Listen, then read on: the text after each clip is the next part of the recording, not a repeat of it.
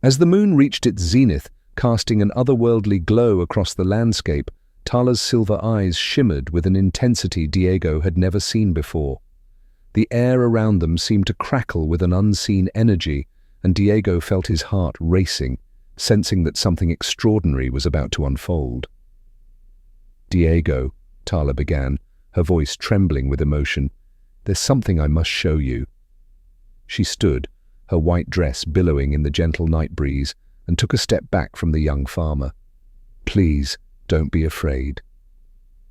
Before Diego's astonished eyes, Tala's form began to shimmer and shift.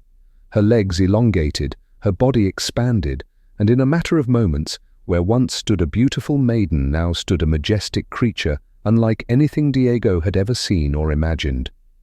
Tala had transformed into a Taiho, a being of legend that Diego had only heard whispered about in the tales of the elders. Her upper body remained that of a woman, but from the waist down, she possessed the powerful, graceful body of a deer.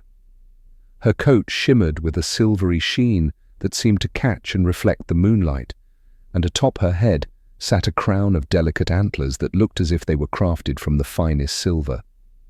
Diego stumbled backward, his eyes wide with disbelief. "Tala, what? How?" he stammered, unable to form a coherent thought. Tala's eyes, still that mesmerizing silver, looked at him with a mixture of fear and hope. "I am Taiho, Diego, a guardian of the forest and keeper of its magic.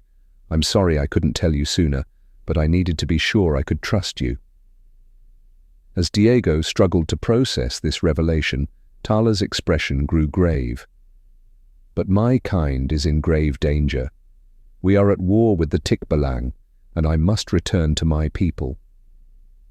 The mention of Tikbalang sent a chill down Diego's spine. He had heard terrifying stories of these creatures, mystical beings with the head of a horse atop a human body. They were said to be mischievous at best and malevolent at worst, with the power to confuse travelers and lead them astray in the forest.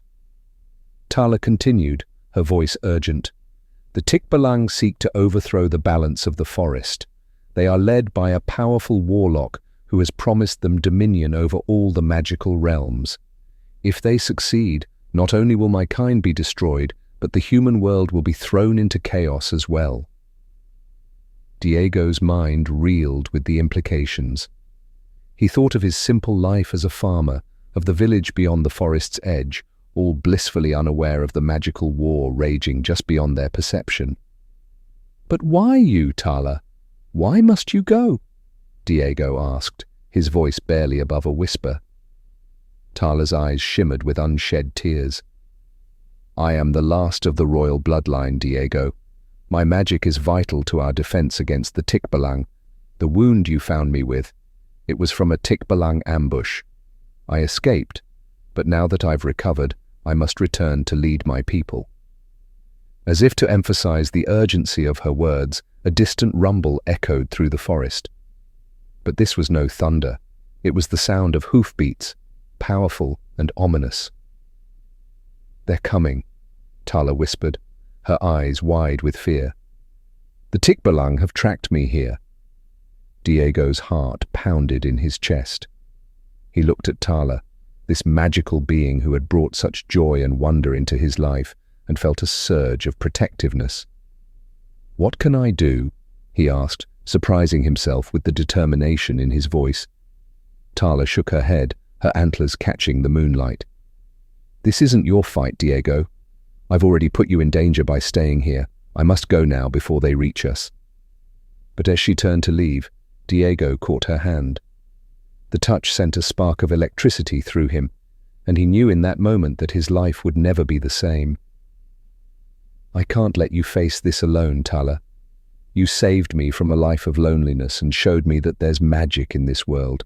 Let me help you." Tala's eyes widened in surprise, then softened with emotion. "Diego, you don't understand the danger. The Tikbalang are fearsome warriors. They stand as tall as 2 men, with muscles like iron and hooves that can crush stone.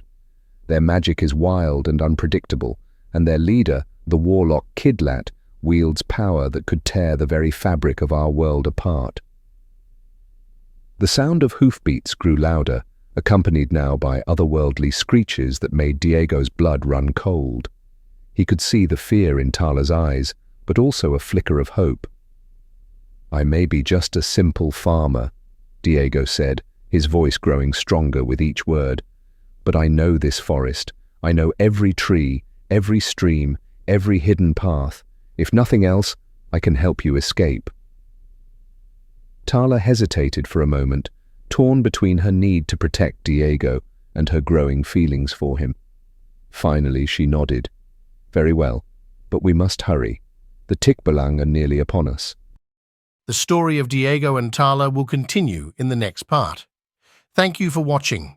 If you like this story and wish to support us produce more stories, please comment to show appreciation, like the video and subscribe to the channel.